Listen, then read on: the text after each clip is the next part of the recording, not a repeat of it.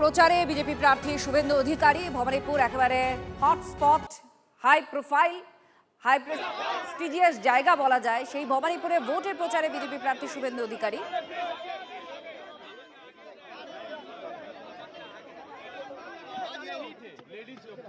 क्या बोल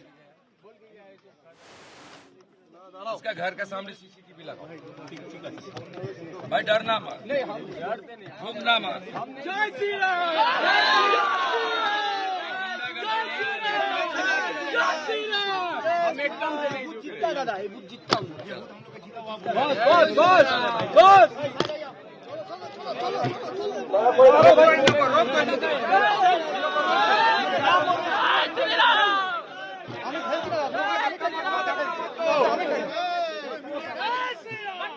সুজয় আমাদের প্রতিনিধির সঙ্গে আছেন। সুজয়, আমরা দেখতে পাচ্ছি প্রচারের ছবি কোলাকুলিও করছেন অনেক ভোটার বিজেপি প্রার্থীর সঙ্গে।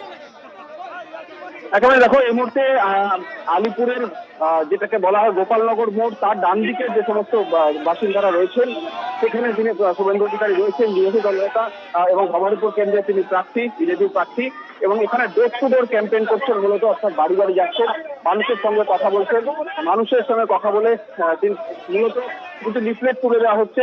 একটি ভবানীপুর কেন্দ্রে বিজেপির এবং দলের তরফ থেকে তার যে সমস্ত উন্নয়নের পরিকল্পনা রয়েছে সেগুলো তুলে ধরা হচ্ছে।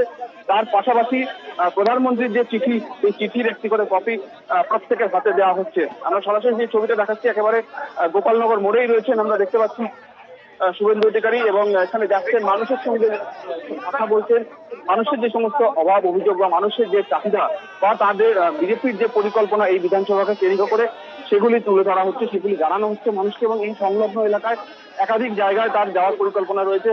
মানুষকে পেয়ে মানুষও কিন্তু তার সঙ্গে কথা বলছেন। আমি সরাসরি ছবিটা দেখাবো, মহিলাদের কাছে সেই লিফলেট তুলে দিচ্ছেন, মহিলাদের সঙ্গে কথা বলছেন। এবং কিছু সময় আগে আমরা দেখলাম বিজেপির দলীয় কার্যালয় মুরলীধর সেন লেন, সেখান থেকে সাংবাদিক বৈঠক করে শুভেন্দু অধিকারী এই মুহূর্তে ভবানীপুর বিধানসভার মধ্যে প্রচার করছেন।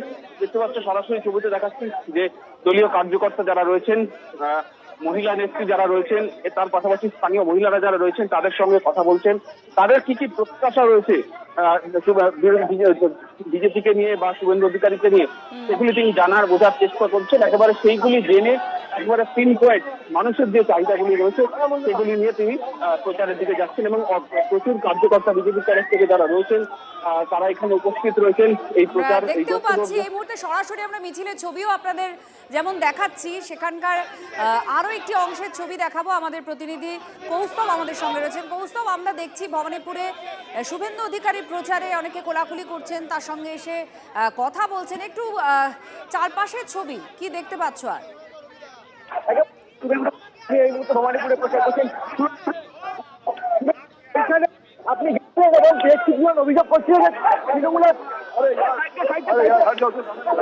শুভেন্দু অধিকারী প্রচার করছেন জোর কদমে। এবং কিছুক্ষণ আগেও আমরা যে ছবিটা দেখলাম যে বিজেপির কয়েকজন কর্মী সমর্থক তারা অভিযোগ করছিলেন যে তারা যখন ওখানে পতাকা লাগাচ্ছিলেন সেখানে তৃণমূলের তরফ থেকে বাধা দেওয়া হয় এবং তৃণমূলের তরফ থেকে দমকানি দেওয়া হয়। সেই সময় কিন্তু শুভেন্দু অধিকারী ওই জায়গাটায় যান এবং সেখানে গিয়ে পড়ে কিন্তু ৭৪ নম্বর ওয়ার্ড থেকে তিনি এই মুহূর্তে কিন্তু সেই প্রচার শুরু করেছেন। এবং সেখানে গিয়ে বাড়ি গিয়ে সেখানে সমস্ত ভোটাররা রয়েছেন সেই ভোটারদের গিয়ে তিনি আশ্বস্ত করেন।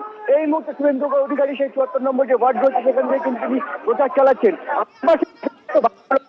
সমস্ত দোকানগুলো রয়েছে সেখান থেকে কিন্তু তিনি প্রচার করছেন। অবশ্যই দেখো হটস্পট ভবানীপুর, এবং এই ভবানীপুর মমতা বন্দ্যোপাধ্যায়ের কেন্দ্র, ফলে মমতা বন্দ্যোপাধ্যায় পরিচিত এই ভবানীপুর, সেই জায়গায় কিন্তু শুভেন্দু অধিকারী দিচ্ছেন প্রথম থেকে তিনি বলছেন। এবং এই মুহূর্তে কিন্তু তিনি প্রত্যেক বাড়িতে যাচ্ছেন এবং সেখানে গিয়ে যে সমস্ত ভোটাররা রয়েছেন সেই ভোটারদের কাছে গিয়ে আশ্বস্ত করছেন। বিজেপি কর্মী সমর্থকরা রয়েছেন যারা দীর্ঘদিন ধরে অভিযোগ করেন যে এখানে তৃণমূল বা শাসক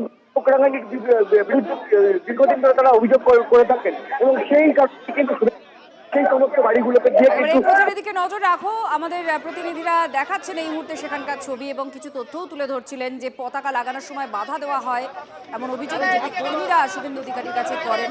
তিনি এখন বাড়িতে বাড়িতে যাচ্ছেন আর আশ্বস্ত করছেন ভোটারদের। আর তার সঙ্গে সঙ্গে ফেরহাদ হাকিমের বক্তব্যও শোনাবো, কারণ মুখ্যমন্ত্রী মমতা বন্দ্যোপাধ্যায় এই ভবানীপুর থেকে লড়াই করছেন, যার অন্যতম এক দায়িত্ব আছে ফিরহাদ হাকিমের ওপরে। তিনি বলছেন মমতাকে জেতাবে ভবানীপুরের জনতায়। প্রচারে বেরিয়ে আজকে কথা বলেন ফেরহাদ হাকিম। আমরা প্রচার করছি রোজ যেরকম করি, আগে ভবানীপুর করে আবার সন্ধ্যাবেলার থেকে আমি শুরু করব পোর্ট আজকে। ভালো মানুষের সাড়া, খুব ভালো পজিটিভ মানুষজন মমতা ব্যানার্জিকে ভোট দেওয়ার জন্য উগ্রীব হয়ে রয়েছে। নিশ্চিতভাবে একটা দুটো জায়গায় রাস্তা উঁচু হয়ে গেছে, বাড়ি নিচু হয়ে গেছে, একটু জল জমেছে, এইসব কমপ্লেন তো পৌর প্রতিনিধিকে করবেই, সেই কমপ্লেনগুলো করছে। কিন্তু সবাই মোটামুটি স্যাটিসফাইড যে আমরা বাংলাকে এবার জেতাতে হবে, তাই মুখ্যমন্ত্রী মমতা ব্যানার্জিকে বিপুল ভোটে এখান থেকে জয়ী করতে হবে। আর কাল শুরু হয়ে যাচ্ছে প্রথম দফার নির্বাচনের মনোনয়ন পর্ব। আর প্রথম দিনই মনোনয়ন পর্ব পেশ করতে পারেন শুভেন্দু অধিকারী, এমনই সূত্রের খবর। নন্দীগ্রামের প্রার্থীর মনোনয়ন পেশের সময় থাকবেন দিলীপ ঘোষ। নন্দীগ্রাম তার সেই বিধানসভা কেন্দ্র থেকে কালই শুভেন্দু অধিকারী মনোনয়ন পেশ করবেন, এমনই সূত্রের খবর। কাল থেকে শুরু হয়ে যাচ্ছে প্রথম দফার মনোনয়ন পর্ব, আর দিলীপ ঘোষ সঙ্গে থাকবেন। কাল হলদিয়ায় বেলা 12টার সময় নন্দীগ্রামের জন্য মনোনয়নপত্র দাখিল করবেন শুভেন্দু অধিকারী।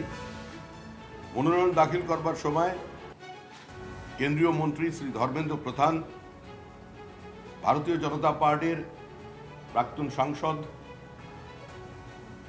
রাজ্য সভাপতি এবং খড়গপুরের এই নির্বাচনের প্রার্থী শ্রী দিলীপ ঘোষ উপস্থিত থাকবেন।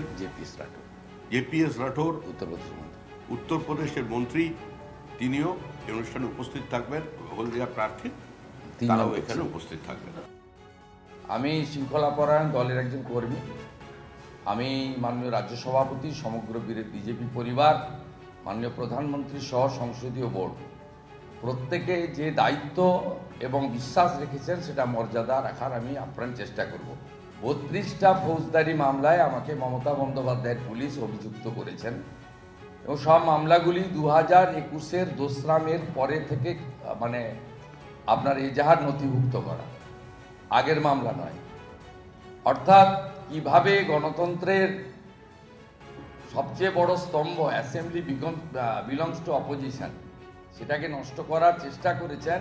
সব মামলা 2021 2 में ममता बनर्जी बुरी तरीके से हारने के बाद किया है, सब फर्जी मामला है, सब एक पिछले 5 साल में हुआ है।